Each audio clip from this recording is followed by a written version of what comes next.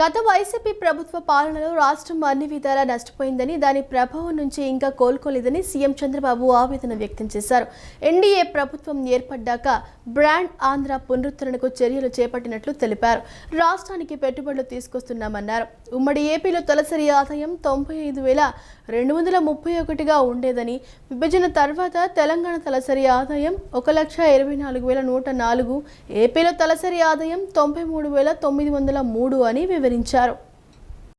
రాష్ట్ర సమగ్ర సమాచారం ప్రజలకు తెలపడం ముఖ్యమని సీఎం చంద్రబాబు అన్నారు. సచివాలయంలో ఏర్పాటు చేసిన మీడియా సమావేశంలో ఆర్థిక శాఖపై శ్వేతపత్రం విడుదల చేసిన సీఎం చంద్రబాబు 2024 నాటి పరిస్థితులు, తాజా పరిస్థితులపై వాస్తవాలు ప్రజల ముందు పెట్టారు. ప్రజలకు ఆర్థిక పరిస్థితిపై సమగ్ర సమాచారం చెప్తున్నట్లు సీఎం వివరించారు. ఇదొక చారిత్రక అంశమన్నారు. కూటమి ప్రభుత్వం అధికారంలోకి వచ్చిన నాటి నుంచి 7 శ్వేతపత్రాలు విడుదల చేశామన్నారు. ఎప్పటికప్పుడు ప్రోగ్రెస్ రిపోర్టులు ప్రజలకు తెలియజేయాలని అధికారులకు సూచించారు. ప్రభుత్వం బాగా పనిచేస్తుందనేందుకు భోగాపురం విమానాశ్రయం ప్రారంభోత్సవం నిదర్శనమన్నారు. ప్రభుత్వం పనిచేస్తే ప్రజలు ఎలా స్పందిస్తారో అన్నదానికి భోగాపురం ఉదాహరణని హర్షం వ్యక్తం చేశారు. భవిష్యత్ అనుసంధానానికి అంతర్జాతీయ గేట్వేగా తయారు చేశామన్నారు. సమైక్య ఆంధ్రప్రదేశ్లో తెలుగు జాతి కోసం అభివృద్ధి చేశామని, 2 రాష్ట్రాలు కూడా తానే అభివృద్ధి చేసినట్లు సీఎం పేర్కొన్నారు. పాలన బాగుంటే దాని ఫలితాలు ప్రజా జీవితంలో ప్రస్ఫుటమవుతాయన్నారు. ఎన్డీఏ ప్రభుత్వం ఏర్పడ్డాక బ్రాండ్ ఆంధ్ర పునరుద్ధరణకు చర్యలు చేపట్టినట్లు తెలిపారు. రాష్ట్రానికి పెట్టుబడులు తీసుకొస్తున్నామన్నారు. ఉమ్మడి ఏపీలో తలసరి ఆదాయం 95,231 రూపాయలుగా ఉండేదని, విభజన తర్వాత తెలంగాణ తలసరి ఆదాయం 1,24,104 రూపాయలు, ఏపీలో తలసరి ఆదాయం 93,903 రూపాయలని వివరించారు. ఆ రోజు ఏదైతే మేము ఎలక్షన్ ముందు చెప్పామో దాని ప్రకారం ఈ 2 సంవత్సరాల్లో అనునిత్యం పనిచేసి ఏం చేయాలో చేశాం, కొంతవరకు సెట్ చేయగలిగాం. Reviving brand Andhra. Once brand Andhra revive అయితే మిగిలినటన్ని కూడా ఆటోమేటిక్గా ఫ్లో వస్తుంది. Number 2, fulfilling welfare commitments. ఆ రోజు చెప్పాం, ఆదాయం లేదని తెలుసు, నాకు డెప్త్కి లేదు. ఎంత లోపలికి పోతే అంత అఘాతం ఉంది. చాలా సమస్యలు ఉన్నాయి. ఊపిరి పీల్చుకోలేనటువంటి ఆర్థిక వ్యవస్థ అయినా కూడా ఫుల్ఫిల్ చేయాలి. ఫుల్ఫిల్ చేస్తున్నాం. ఒక మాటలో చెప్పాలంటే ఎవ్వరూ ఊహించిన విధంగా మేము చెప్పినట్టన్నీ చేసుకుంటూ డేట్స్ పెట్టి ఆ డేట్ ప్రకారం అమలు చేస్తూ వస్తున్నాం. క్యాపిటల్ ఎక్స్పెండిచర్ పైన పెట్టలేదు, ఇండస్ట్రీ రానిలేదు. ఇంకొక పక్క sub optimal growth, stagnation resource base. Growth తగ్గింది, ఆదాయం తగ్గింది, ఖర్చులు పెరిగాయి, ఆటోమేటిక్ రిసోర్స్ బేస్లో కూడా స్ట్రెయిన్ వచ్చింది. Mortgage government properties, MRO office, community health centre, ఈ మార్టిగేజ్ చేస్తే ఇంకొక పక్కన లిక్కర్. ఆ రోజు చెప్పింది ఏంటి, లిక్కర్ నేను బ్యాన్ చేస్తే తప్ప మద్యపాన నిషేధం చేసి ఓటుకొస్తాను, లేకుంటే మీరు ఓటు వేయొద్దండి అని చెప్పి దాన్ని తాకట్టు పెట్టి 25 ఏళ్ళకి డబ్బులు తీసుకొచ్చారు. మీ రాష్ట్రం దివాలా తీసింది కాబట్టి రేట్ ఆఫ్ ఇంట్రెస్ట్ పెంచేశారు. నేచురల్లీ ఎవరైనా పని చేస్తారు. ఇంకొక పక్క సెంట్రల్ గవర్నమెంట్ ఫండ్స్ అని ఇది జరిగింది కాబట్టి ఎక్కడ డబ్బులు లేవు కాబట్టి సెంట్రల్ గవర్నమెంట్ ఇచ్చిన డబ్బులు డైవర్ట్ చేసేశారు. అభివృద్ధి జరుగుతూనే వెల్ఫేర్ మీద ఖర్చు పెట్టి 1,49,401 కోటి రూపాయలు ఖర్చు పెట్టాం.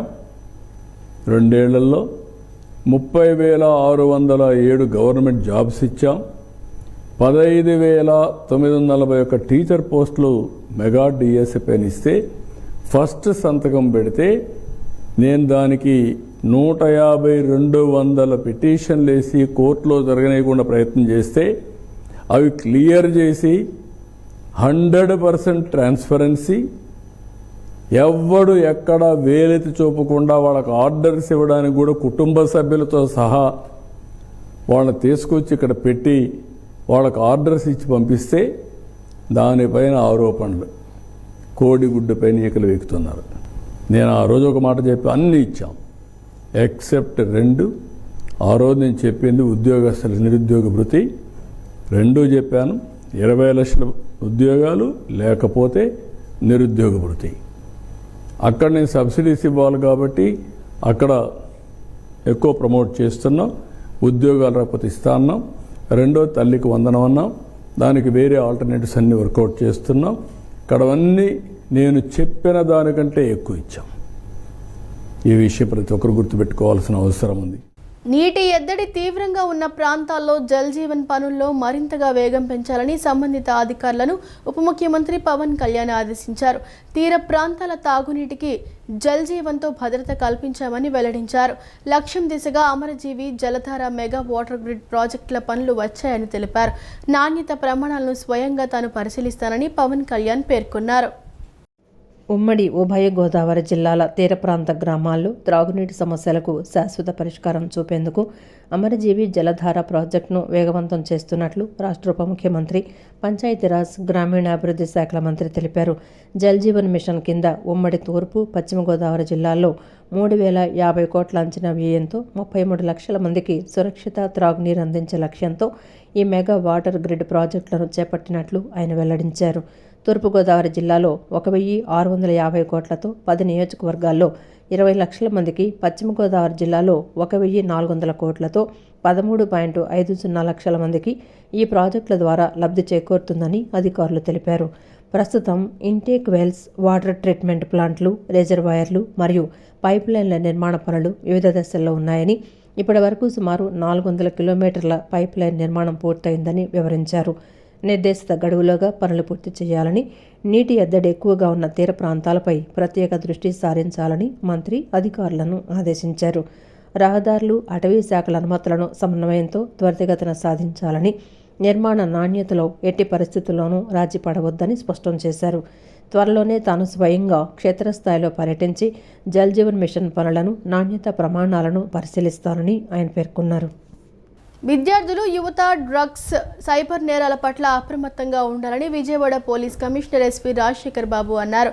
డ్రగ్స్ బారిన పడితే జీవితం అంధకారం అవుతుందని, చట్ట ప్రకారం కఠిన శిక్షలు ఉంటాయని తెలిపారు. సైబర్ మోసాల పట్ల జాగ్రత్తగా ఉండాలని, సైబర్ నేరస్తుల మాయలో పడి మోసపోవద్దని కోరారు. డ్రగ్స్, సైబర్ నేరాలు, యువత బాధ్యత అనే అంశంపై గాంధీనగర్లోని వెలిదండ్ల హనుమంతరాయ గ్రంథాలయంలో గ్రంథాలయ కమిటీ ఆధ్వర్యంలో విద్యార్థులకు అవగాహన సదస్సు నిర్వహించారు. సదస్సుకు విజయవాడ నగర పోలీస్ కమిషనర్ రాజశేఖర బాబు పాల్గొన్నారు. ఈ సందర్భంగా ఆయన మాట్లాడుతూ, గ్రంథాలయ కమిటీ ఆధ్వర్యంలో నిర్వహించిన అవగాహన కార్యక్రమంలో యువత డ్రగ్స్ బారిన పడకుండా, సైబర్ క్రైమ్కి గురి కాకుండా చర్చలు జరపడం జరిగిందన్నారు. ఇటువంటి కార్యక్రమాలు యువతలో ఉత్సాహాన్ని రేకెత్తిస్తాయన్నారు. సమాజంలో ఒక చర్చ అనేది మొదలైతే చాలా వరకు నేరాలను తగ్గించవచ్చని తెలిపారు. విద్యార్థులు, యువత సైబర్ నేరాల పట్ల అప్రమత్తంగా ఉండాలని కోరారు. డ్రగ్స్ బారిన పడకుండా, అదేవిధంగా సైబర్ క్రైమ్కి గురి కాకుండా ఎలా ముందుకెళ్లాలనే అంశం మీద చాలా విస్తృతంగా చర్చలు జరపడం జరిగింది. ముఖ్యంగా మన దోనిపూడి శంకర్ గారు, అదేవిధంగా డాక్టర్ రమేష్ బాబు గారు, మరి కొందరు పెద్దలు ఈ కార్యక్రమాన్ని విచ్చేసి తమ అమూల్యమైన సందేశాన్ని ఇవ్వడం జరిగింది. ఇటువంటి కార్యక్రమాలు యువతలో కొంత ఉత్సాహాన్ని రేకెత్తిస్తాయి. అదేవిధంగా ఒక చర్చ అనేది మొదలైతే సమాజంలో చాలా వరకు ఈ క్రైమ్స్ని తగ్గించవచ్చనే ఒక స్పృహతో ఈ కార్యక్రమానికి ఈరోజు రావడం జరిగింది. సో చాలా చక్కగా వారు ఏర్పాటు చేశారు. సో గ్రంథాలయ సంస్థకి, గ్రంథాలయ కమిటీకి నా హృదయపూర్వక ధన్యవాదాలు. అనంతరం సిపిఐ జిల్లా కార్యదర్శి దొనెపూడి శంకర్ మాట్లాడుతూ, గ్రంథాలయం కమిటీ ప్రతి నెల సామాజిక, సాహితీ, సంస్కృతి విషయాలపై అవగాహన కార్యక్రమాలను నిర్వహిస్తున్నారని చెప్పారు.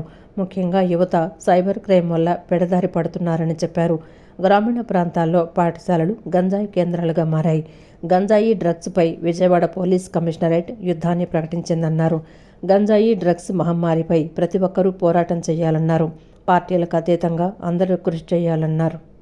రూరల్ పార్ట్లో చివరికి గంజాయి కేంద్రాలుగా స్కూల్స్ మారిపోతున్నటువంటి పరిస్థితి. దానిపైన Vijayawada police department, NTR commissionerate యుద్ధాన్ని ప్రకటించింది. కాబట్టి ఇవాళ గంజాయి పైన, డ్రగ్స్ మహమ్మారి పైన ప్రతి ఒక్కరూ కూడా పోరాటం చేయవలసిందే. ఆ పోరాటానికి అందరం ఇర్రెస్పెక్టివ్ ఆఫ్ పాలిటిక్స్, రాజకీయాలకు అతీతంగా డ్రగ్స్ మహమ్మారి పైన, అలాగే సైబర్ క్రైమ్కు లోబడి ఎంతోమంది విద్యార్థులు ఇన్స్టాగ్రాముల్లో తమ భవిష్యత్తుని నాశనం చేసుకుంటున్నటువంటి అనేక సంఘటనలు పాత్రికేయముఖంగా చూస్తున్నాం. కాబట్టి ఇటువంటి సంఘటనలు భవిష్యత్తులో జరగకుండా కార్యక్రమంలో doctor Ramesh Babu, cyber crime DCP కృష్ణప్రసన్న తదితరులు పాల్గొన్నారు.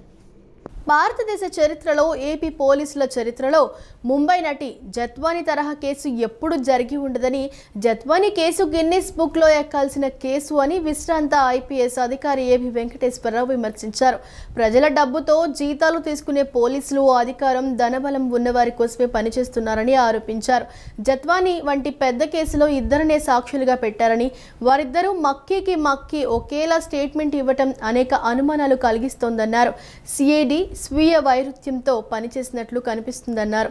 ఇటువంటి తప్పుడు నిర్ణయాలతో పోలీసు వ్యవస్థకే మచ్చ అని, సమూలంగా ఈ వ్యవస్థను మార్చుకోవాల్సిన అవసరం ఉందన్నారు.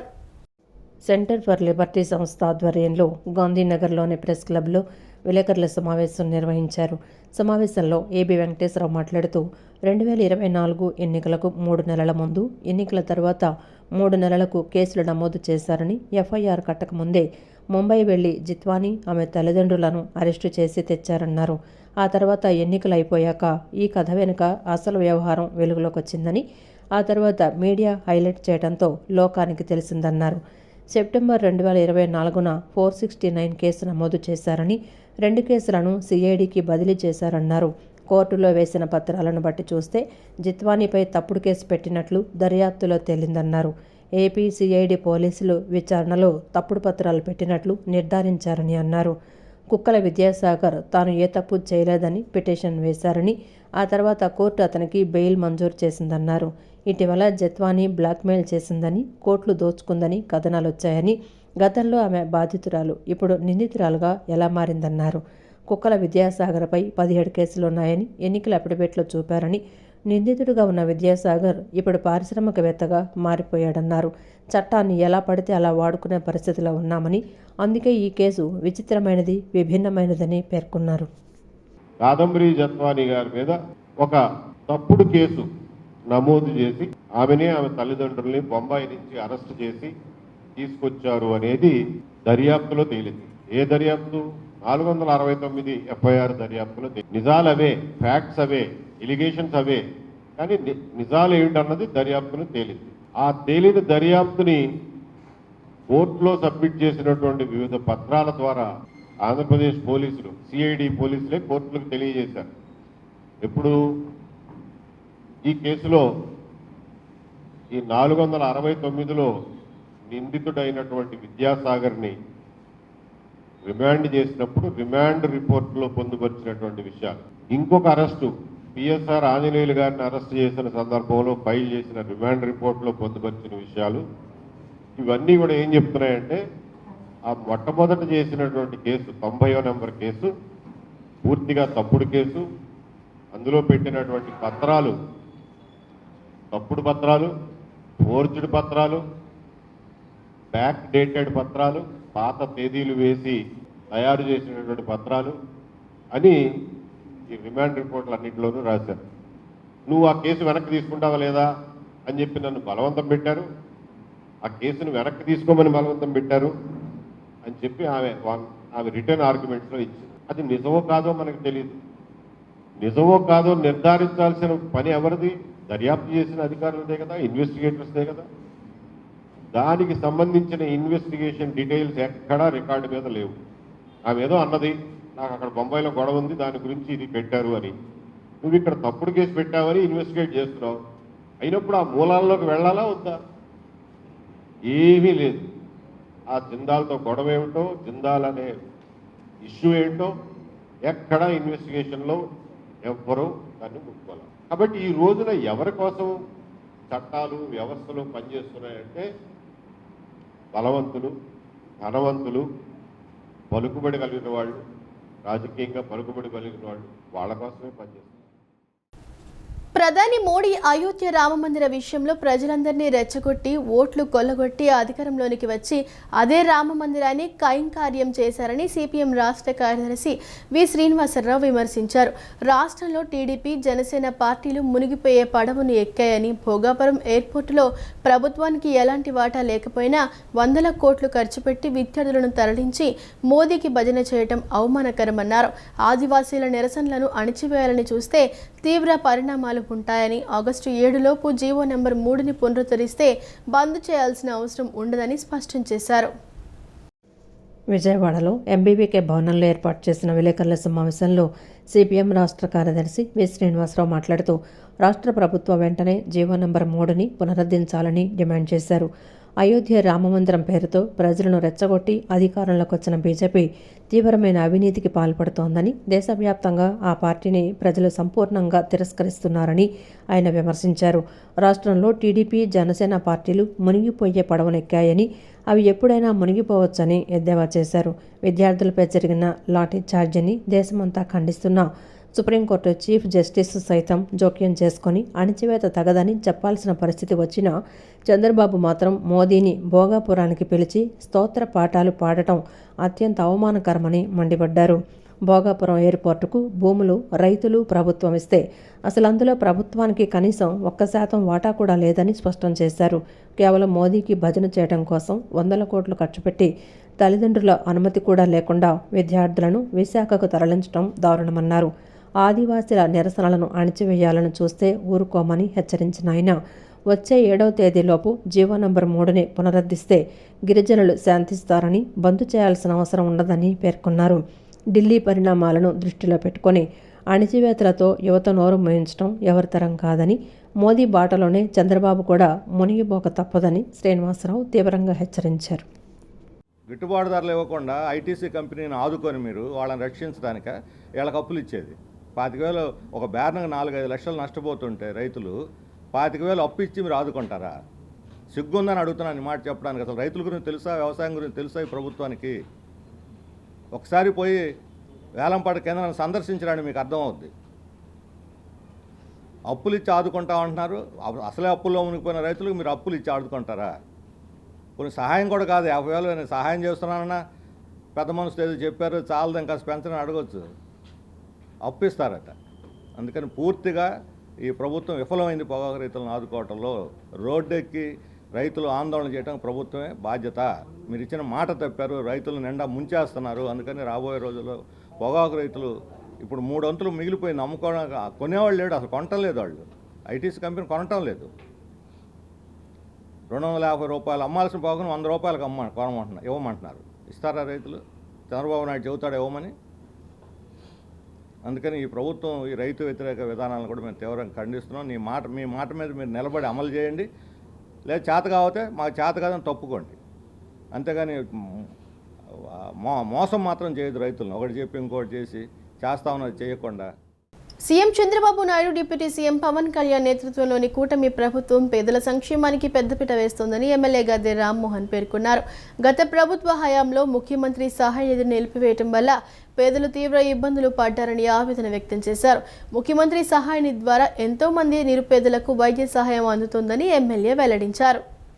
విజయవాడ తూర్పు నియోజకవర్గం పరిధిలోని 13వ డివిజన్ న్యూ ఆర్టీసీ కాలనీ రామాలయం వద్ద సుమారు 1,15,00,000 విలువైన సీఎంఆర్ఎఫ్ చెక్కులను ఎమ్మెల్యే గద్దె రామ్మోహన్ లబ్ధిదారులకు పంపిణీ చేశారు. ఈ కార్యక్రమంలో దాదాపు 94 మందికి చెక్కులు మరియు ఎల్ఓసీలను అందజేసినట్లు ఆయన తెలిపారు.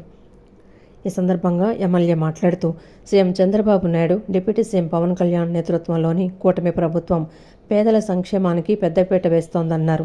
గడిచిన 2 ఏళ్లలో విజయవాడ తూర్పు నియోజకవర్గంలో సుమారు 18 కోట్లకు పైగా సీఎంఆర్ఎఫ్ సాయం అందించినట్లు వెల్లడించారు. గత ప్రభుత్వ హయాంలో ముఖ్యమంత్రి సహాయ నిధిని నిలిపివేయటం వల్ల పేదలు తీవ్ర ఇబ్బందులు పడి అప్పుల పాలయ్యారని ఆవేదన వ్యక్తం చేశారు. 1995లో చంద్రబాబు ప్రారంభించిన ఈ పథకం ద్వారా ఎంతోమంది నిరుపేదలకు వైద్య సహాయం అందుతోందని, అర్హులైన ప్రతి ఒక్కరూ ఈ పథకాన్ని సద్వినియోగం చేసుకోవాలని ఆయన కోరారు. ఒక 1000 అటు ఇటుగా 1,10,00,000 రూపాయలు ముఖ్యమంత్రికి సహాయ నిధి కింద నారా చంద్రబాబు నాయుడు గారు, ఉప ముఖ్యమంత్రి పవన్ కళ్యాణ్ గారు వీళ్ళందరూ కూడా కలిసి ఈ యొక్క కార్యక్రమాన్ని జయప్రదం చేస్తున్నందుకు వారికి మనస్ఫూర్తిగా నేను కృతజ్ఞతలు తెలియజేస్తున్నాను. ఇప్పటికే మన విజయవాడ తూర్పు నెలలో సుమారు 18 కోట్లకు పైగా ఆ డిస్ట్రిబ్యూషన్ 2 సంవత్సరాలు చేయడం జరిగింది. గతంలో జగన్మోహన్ రెడ్డి గారు చేసిన అనేకమైన తప్పు పనుల్లో ఈ సీఎంఆర్ఎఫ్ అనే కార్యక్రమం తీసేయడం కూడా మహా గొప్ప తప్పు పని. ఎందుకంటే ఇవాళ ఇంటింటికి ఎక్కడ అవసరం ఉన్నా కూడా ఇస్తామంటే ఆ రోజున మిస్ అయిన వాళ్ళు, ఆ రోజున నిజంగానే వాళ్ళు చాలా ఇబ్బందులు పడి అప్పులు తెచ్చుకుని వాళ్ళు వాళ్ళ యొక్క వచ్చిన జబ్బుని నయం చేసుకున్న వాళ్ళు ఇవాళ అల్లూరు లక్ష్మణ అంటే బాధపడుతూ ఉన్నారు. మా సమయంలో ఎందుకు ఈ కార్యక్రమాన్ని పెట్టలేదు జగన్మోహన్ రెడ్డి అని ఆయన్ని నానా విధాలుగా ఆయన్ని శపిస్తూ ఉన్నారు. ఎందుకంటే ఇది నారా చంద్రబాబు నాయుడు ఈరోజు కాదు, ఆయన 1995లో ముఖ్యమంత్రితో పొట్టపొట్టు చేపట్టిన కార్యక్రమాల్లో ఒకటి ఇది ముఖ్యమంత్రి సహాయనిధి. విద్యారంగ సమస్యలను పరిష్కరించడంలో కూటమి ప్రభుత్వం విఫలమైందని ఎస్ఎఫ్ఐ రాష్ట్ర కార్యదర్శి ప్రసన్న కుమార్ మండిపడ్డారు. ప్రతిపక్షంలో ఉన్నప్పుడు హాస్టళ్లలో తిరుగుతూ సమస్యలపై ప్రశ్నించిన నారా లోకేష్ అధికారంలోకి వచ్చాక సమస్యలను పరిష్కరించకుండా తనిఖీలకు వెళ్లే విద్యార్థి సంఘాలు, ప్రజా సంఘాలు, మీడియాను అడ్డుకోవడం దుర్మార్గమని విమర్శించారు. వెంటనే ఈ నిబంధనలు రద్దు చేయాలని ఆయన ప్రభుత్వాన్ని డిమాండ్ చేశారు. విద్యార్థి ప్రజా సంఘాలు మరియు మీడియా ప్రతినిధులపై హాస్టళ్లలోకి ప్రవేశ నిషేధం విధిస్తూ ఇచ్చిన ఉత్తర్వులను వెనక్కి తీసుకోవాలని డిమాండ్ చేస్తూ విజయవాడ ఎంబీవీకే భవనంలో రౌండ్ టేబుల్ సమావేశం నిర్వహించారు.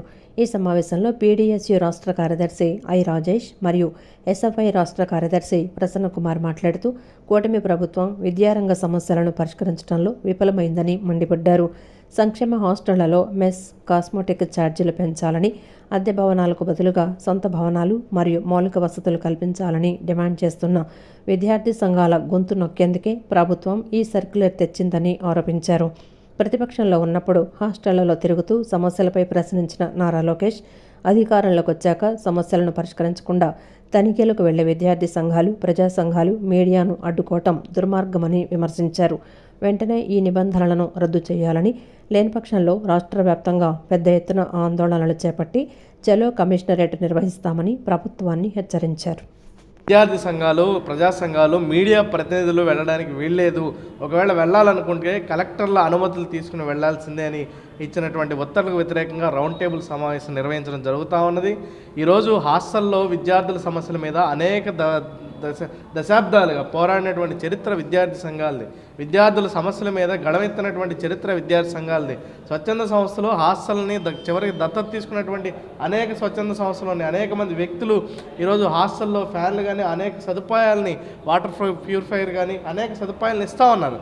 ఇట్లాంటి స్వచ్ఛంద సంస్థలు, విద్యార్థి సంఘాలు, అట్లాగే మీడియా ప్రతినిధులు ఎవరైతే ఉన్నారో వాళ్ళందరినీ వెళ్ళనీయకుండా ఈరోజు రాష్ట్ర ప్రభుత్వం అడ్డుకునే విధంగా ఈరోజు ప్రయత్నం చేస్తూ ఉంది. కూటమి ప్రభుత్వం ఒక సర్క్యులర్ని తీసుకురావడం జరిగింది. ఈ యొక్క సర్క్యులర్ని విద్యార్థి యువ సంఘాలుగా తీవ్రంగా ఖండిస్తూ ఉన్నాం. మేము ఒకటే ప్రశ్నిస్తూ ఉన్నాం, ఈ కూటమి ప్రభుత్వాన్ని, మీకు చేతనైతే ఈ రోజున విద్యార్థి సంఘాలు ప్రశ్నిస్తున్నటువంటి సమస్యలు లేవనెత్తున్న వాటిని పరిష్కరించండి, అంతేగాని పరిష్కరించమని కోరుతున్నటువంటి విద్యార్థి సంఘాలు వెళ్ళొద్దని చెప్పి ఈ రోజున సర్క్యులర్లు ఇవ్వడం అంటే ఇది చాలా దుర్మార్గమైన విషయం. తాడేపల్లిలోని మాజీ సీఎం జగన్ నివాసం ముందు బోరుగడ్డ అనిల్ కుమార్ నిరసన వ్యక్తం చేశారు. అనిల్ గతంలో తాను వైసీపీ నేతను అని ప్రచారం చేసుకున్నారు. దీంతో ఆయనకు తమ పార్టీతో సంబంధం లేదని వైసీపీ ప్రకటన చేసింది. అయితే తాజాగా జగన్ ఇంటి ముందు నిరసనకు దిగిన బోరుగడ్డ అనిల్ సీనియర్ నేత సజ్జల రామకృష్ణారెడ్డి తనను జగన్ ఇంటికి వెళ్లకుండా అడ్డుకుంటున్నారని ఆరోపించారు. సజ్జల తన అనుచరులతో కలిసి తనను రౌడీ షీటర్ అంటూ ప్రచారం చేయిస్తున్నారని మండిపడ్డారు. తనపై రౌడీ షీట్ లేదని హైకోర్టు స్పష్టం చేసిందన్నారు. ఎగతాళి చేసిన వారికి నోటీసులు ఇచ్చామని అన్నారు. 12 మంది పోలీసులకు కోర్టు మెమో ఇచ్చిందని చెప్పారు. తనను రౌడీ షీటర్ అని నిందించిన వారిపై కఠిన చర్యలు తీసుకోవాలని బోరుగడ్డ అనిల్ డిమాండ్ చేశారు.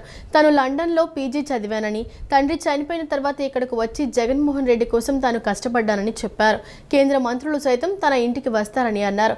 వైఎస్ఆర్ సమాధి వద్దకు వెళ్లి జగన్ను సీఎం చేస్తానని ప్రమాణం చేశానని వ్యాఖ్యానించారు. నేను ఒక్క మంచినీళ్ళు కూడా తాగేదానికిలే, నేను చెప్తా ఉన్నా. నేను నాకు ఒకటే నాకు అవమానం జరిగిందన్నా. వాడేడో నన్ను రౌడీ షీటర్ అనే దానికి high court చెప్పిందన్నా, don't take coercive steps, దీని మీద మీరు మాకు ఎక్స్ప్లెనేషన్ ఇవ్వకపోతే మీకు మెమోలు దాఖలు చేస్తామని. ఇలా వాళ్ళు 12 మంది పోలీస్ ఆఫీసర్కి, కుటుంబ ప్రభుత్వం 12 మంది పోలీస్ ఆఫీసర్కి మెమోలు ఇచ్చిందన్నా నన్ను రౌడీ షీటర్ అన్నందుకు. ఎన్నోసార్లు ఫోన్ చేశాను ఈ విషయం. నేను జగన్మోహన్ రెడ్డి గారి పిఏ కేఎన్ఆర్కి 3 రోజుల క్రితమే నేను మెసేజ్ పెట్టిన.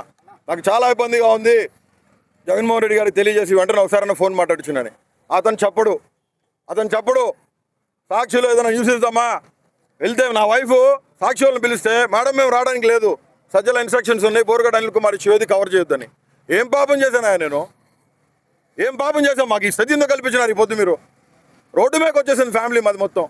నిరాడంబరుడు నిజాయితీకి నిలువెత్తు నిదర్శనం మండలి వెంకట కృష్ణారావు అని కాంగ్రెస్ పార్టీ నగర అధ్యక్షుడు నరహరిశెట్టి నరసింహారావు అన్నారు.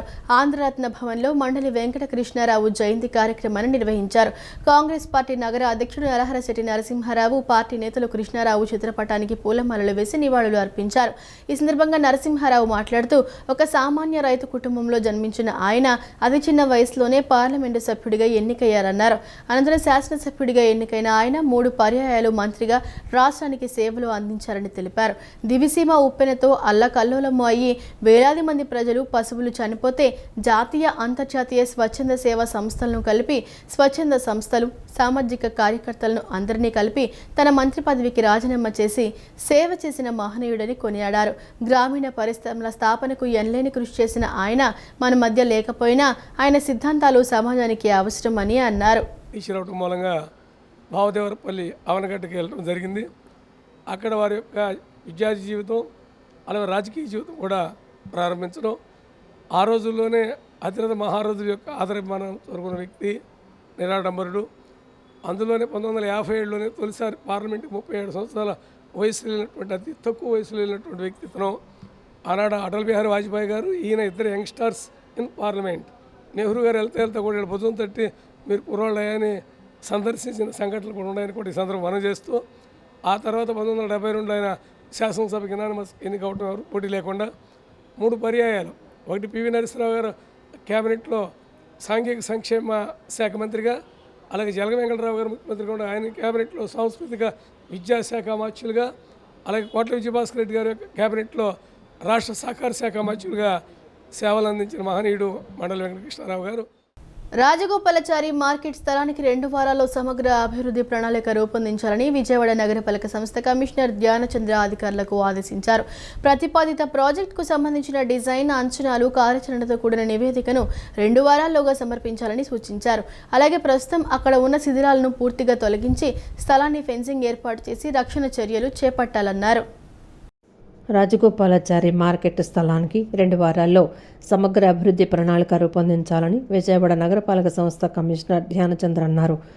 ఈ ఉదయం తన క్షేత్రస్థాయి పర్యటనలో భాగంగా Gandhinagar, Gollapudi bypass, HB colony ప్రాంతాలను సందర్శించి వివిధ అభివృద్ధి పనులను పరిశీలించారు. ఈ సందర్భంగా గాంధీనగర్లో ఇటీవల కూల్చివేసిన రాజగోపాలాచారి మార్కెట్ స్థలాన్ని పరిశీలించి ఆ స్థలం ప్రజలకు ఉపయోగపడేలా ఉండటంతో పాటు నగరపాలక సంస్థకు స్థిరమైన ఆదాయం సమకూర్చే విధంగా సమగ్ర ప్రాజెక్టు ప్రణాళిక రూపొందించాలని అధికారులను ఆదేశించారు. ప్రతిపాదిత ప్రాజెక్టుకు సంబంధించిన డిజైన్, అంచనాలు, కార్యాచరణతో కూడిన నివేదికను 2 వారాల్లోగా సమర్పించాలని సూచించారు. తాడేపల్లి కొత్తూరు సెంటర్లో విషాదం చోటు చేసుకుంది. చదువుకోవడం ఇష్టం లేక మనస్తాపం చెందిన 17 ఏళ్ల శెట్టిపల్లి ఐశ్వర్య అనే యువతి నిన్న తెల్లవారుజామున బకింగ్హామ్ కాలువలో దూకి ఆత్మహత్య చేసుకుంది. సమాచారం అందుకున్న పోలీసులు 6వ బెటాలియన్కు చెందిన ఏపీ ఎస్డీఆర్ఎఫ్ సిబ్బందితో కలిసి గాలింపు చర్యలు చేపట్టగా మృతదేహం లభ్యమైంది. ఈ ఘటనతో యువతి కుటుంబ సభ్యులు శోక సంద్రంలో మునిగిపోయారు. విజయవాడ ఇంద్రకీలాద్రిపై కొలువైన శ్రీ కనకదుర్గమ్మ సన్నిధిలో ఆషాఢ మాస సారి ఉత్సవాలు అత్యంత వైభవంగా జరుగుతున్నాయి. మొఘల్ రాజ్పురం మెట్రో ఎదురు కొండ ప్రాంతానికి చెందిన మహిళా బృందాలు మేళ తాళాలు, వేద మంత్రోచ్చరణల నడుమ అమ్మవారిని భక్తి శ్రద్ధలతో సారి సమర్పించారు. గత 2 ఏళ్లుగా అమ్మవారికి సారి సమర్పించడం జరుగుతుందని మహిళలు తెలిపారు. అమ్మవారి ఆశీస్సులతో రాష్ట్ర ప్రజలంతా సుభిక్షంగా ఉండాలని కోరుకుంటున్నట్లు పేర్కొన్నారు. విజయవాడ ఇంద్రకీలాద్రిపై కొలువైన శ్రీ కనకదుర్గమ్మ సన్నిధిలో ఆషాఢమాస సారె ఉత్సవాలు అత్యంత వైభవంగా ఆధ్యాత్మిక శోభతో సాగుతున్నాయి. ఈ ఉత్సవాల్లో భాగంగా మొగల్రాజ్పురం కొండ ప్రాంతానికి చెందిన మహిళలు పెద్ద సంఖ్యలో బృందాలుగా తరలివచ్చారు. మంగళ వాయిద్యాలు, మేళతాళాలు, వేద పండితుల మంత్రోచ్చారణల నడుమ భక్తులు భక్తి శ్రద్ధలతో అమ్మవారి ఆలయానికి చేరుకున్నారు. ఈ సందర్భంగా మహిళలు పసుపు, కుంకుమ, గాజులు, పట్టువస్త్రాలు, పుష్పాలు, చలిమిడి, పండ్లు తదితర సుమంగళ ద్రవ్యాలను అమ్మవారికి కానుకగా సమర్పించారు. మల్లికార్జున మండపం 6వ అంతస్తులో ప్రత్యేకంగా ఏర్పాటు చేసిన వేదిక వద్ద ఈ సారెను అమ్మవారికి అంకితం చేశారు. కనకదుర్గమ్మకు ఈ విధంగా సారె సమర్పిస్తే రాష్ట్రంలో పంటలు బాగా పండుతాయని, ప్రజలందరూ ఎలాంటి అనారోగ్యాల బారిన పడకుండా ఆయురారోగ్యాలతో వర్ధిల్లుతారని భక్తుల ప్రగాఢ నమ్మకం. ఈ సందర్భంగా మహిళలు మాట్లాడుతూ అమ్మవారికి సేవ చేసుకునే భాగ్యం లభించటం తమకెంతో ఆనందాన్ని, తృప్తినిచ్చిందని హర్షం వ్యక్తం చేశారు.